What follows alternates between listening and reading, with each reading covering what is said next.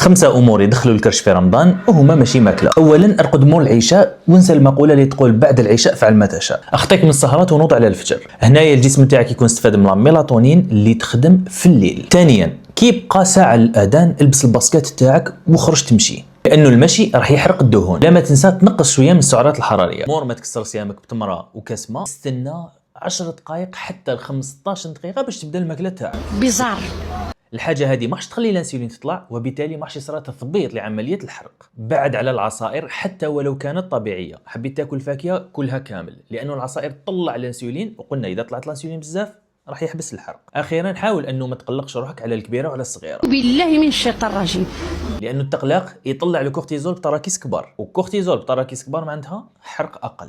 ربي عطانا عقل باش نخمو به، وقال لك والكاظمين الغيظ والعافين عن الناس، معناتها سي كيفاش تتعلم فن التغافل. في الاخير ما تنساش دير حفظ لا فيديو، لانه فيها بزاف معلومات راح تسحقهم باش ترجع لهم.